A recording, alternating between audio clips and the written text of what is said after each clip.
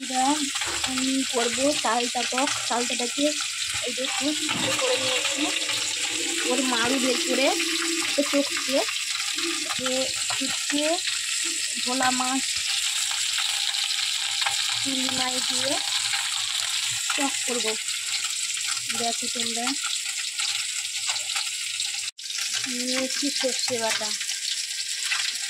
একটু জল দিয়ে দিয়েছি, না হলে ভালো করে চটকানো যাচ্ছিল না, করতেই পারছি না, কী করবো বলো। এই যে কড়াইতে তেল দিয়ে দিয়েছি, মাছ দিয়েছিলাম, তাতে একটু 5 ফোড়ন দিয়ে দিলাম,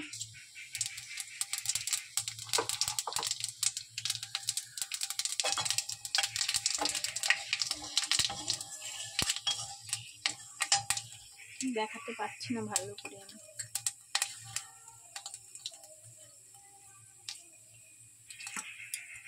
মাছটা ফেলে দিলাম, তারপরে বাটন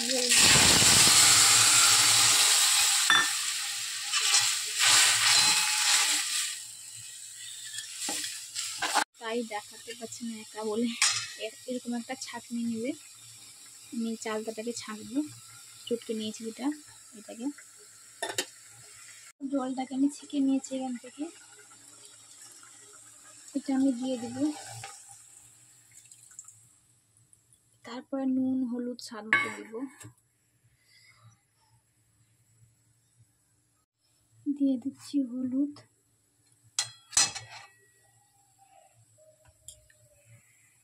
দিয়ে দিচ্ছি নুন,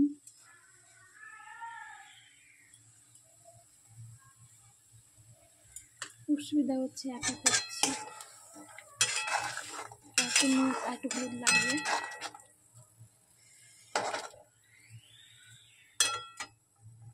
দেখেছো বন্ধুরা, আর এই স্বাদটা অসাধারণ, একবার তোমরা বাড়িতে ট্রাই করে দেখবে, তারপরে বলবে। এটা ফুটে গেলে আমি নাম করে আনবো। আমাকে কমেন্ট করে বলবে, না কমেন্ট করে বললে আমি কেমন করে করবো বলো, কমেন্ট করে বলবে যে আমি